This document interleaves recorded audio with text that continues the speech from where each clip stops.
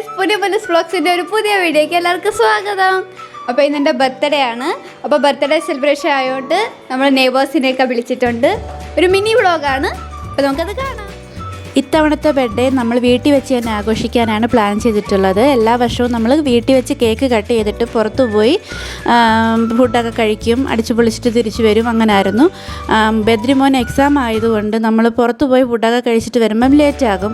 അങ്ങനെ ആകുമ്പോൾ രാവിലെ അവൻ എഴുന്നേൽക്കാൻ ബുദ്ധിമുട്ടായിരിക്കും. അതുകൊണ്ട് വീട്ടിൽ വെച്ച് തന്നെ കേക്ക് കട്ട് ചെയ്ത് ഫുഡൊക്കെ വാങ്ങി അങ്ങനെ ആഘോഷിക്കാമെന്ന് പ്ലാൻ ചെയ്തു. അപ്പോഴാണ് ഞങ്ങൾ വിചാരിച്ചു നമ്മുടെ നെയ്ബേഴ്സിനെയും കൂടെ വിളിക്കാം. എല്ലാ തവണയും നമ്മൾ മാത്രമാണല്ലോ ആഘോഷിക്കുന്നത്. അപ്പം ഞങ്ങൾ നെയ്ബേഴ്സിനെയും കൂടെ വിളിച്ചിട്ടുണ്ടായിരുന്നു.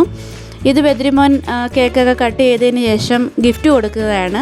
അവനൊരുപാട് പ്ലാൻ ചെയ്തിട്ട് സർപ്രൈസായിട്ട് കൊടുക്കുന്ന ഗിഫ്റ്റുകളാണിതെല്ലാം.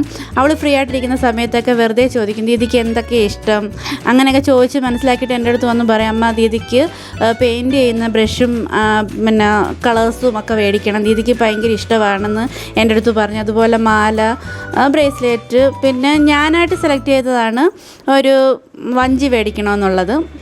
അത് ഞാൻ വാങ്ങിച്ചിട്ടുണ്ടായിരുന്നു. അങ്ങനെ ബദ്രിമോൻ്റെ ഇഷ്ടപ്രകാരം വാങ്ങിച്ചിട്ടുള്ള സാധനങ്ങളാണിത്. അവൻ ഓരോ ദിവസവും ഞങ്ങളുടെ അടുത്ത് വന്നിട്ട് ഓരോരോ ലിസ്റ്റ് തരുമായിരുന്നു. ഞങ്ങളങ്ങനെ സർപ്രൈസായിട്ട് വാങ്ങിച്ച് ഇവർ സ്കൂളിൽ പോയ സമയത്ത് ഞാനിതെല്ലാം പാക്ക് ചെയ്ത് വെച്ചിരുന്നു.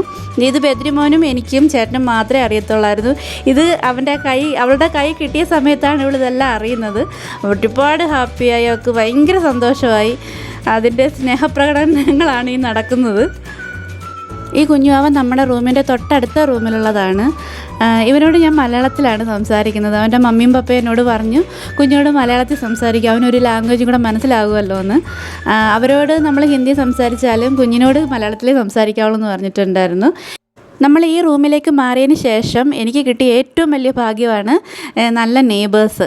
നമ്മുടെ ഏതോ റിലേറ്റീവ്സ് ആണെന്നേ തോന്നുന്നു. ഒരു കുശുമ്പോ ഒരു പ്രശ്നങ്ങളോ വഴക്കോ ഒന്നും ഉണ്ടായില്ല. നല്ല ഒരേ സ്വഭാവക്കാരായിട്ടുള്ള നെയ്ബേഴ്സാണ് എനിക്ക് കിട്ടിയേക്കുന്നത്. ഈ കുഞ്ഞുങ്ങൾ ഓരോ റൂമിലും ഓരോ കുഞ്ഞുങ്ങളുണ്ട്, ഓരോ ചെറിയ ചെറിയ കുഞ്ഞുങ്ങളുണ്ട്. ഇതിൽ ഏറ്റവും മൂത്തതാണ് നമ്മുടെ ഇഷ. പിന്നെ വൈകിട്ടാകുമ്പോഴത്തേക്ക് എല്ലാവരും ഒരു 4 മണിയൊക്കെ കഴിയുമ്പോഴത്തേക്ക് എല്ലാവരും റൂം തുറന്നിട്ട് കഴിഞ്ഞ് കുഞ്ഞുങ്ങളെല്ലാ വീട്ടിലും കയറി ഇറങ്ങി കളിയും ബഹളമൊക്കെയാണ്. ഇതാണ് നമ്മുടെ ആൻറ്റിയെ പറ്റി പറയുകയാണെങ്കിൽ, ആൻറ്റി എനിക്ക് എൻ്റെ വീട്ടിൽ അമ്മയുടെ ഒരു സ്ഥാനമാണ് ഞാൻ ആൻറ്റിക്ക് കൊടുക്കുന്നത്. ആൻറ്റിയും അങ്കിളും അതുപോലെ തന്നെയാണ്. ആൻറ്റി ഞാനും കൂടെ കണ്ടു കഴിഞ്ഞാൽ ഏറ്റവും കൂടുതൽ സംസാരിക്കുന്ന കാര്യം എന്ന് വെച്ച് കഴിഞ്ഞാൽ ഫുഡിനെ പറ്റിയാണ്. കേരളത്തിലെ ഫുഡിനെ പറ്റി ഞാൻ പറയും, ഇവിടുത്തെ ഫുഡുകളെ പറ്റി ആൻറ്റി പറഞ്ഞു തരും. അതുപോലെ തന്നെ ഇഷമോൾ ഇട്ടേക്കുന്ന ഈ ഡ്രസ്സ് സ്റ്റിച്ച് ചെയ്ത് തന്നതും നമ്മുടെ ആൻറ്റിയാണ്. ആൻറ്റിയുടെ മോളാണ് നമുക്ക് കേക്ക് ഉണ്ടാക്കി തന്നത്. അങ്ങനെ ഇവരെല്ലാവർക്കും ഫുഡൊക്കെ കൊടുത്തതിന് ശേഷം ഞങ്ങളും ഫുഡ് കഴിച്ചു. അങ്ങനെ എല്ലാവരും കൂടെ വന്ന് ഇത്തവണത്തെ ബർത്ത്ഡേ അടിപൊളിയാക്കി.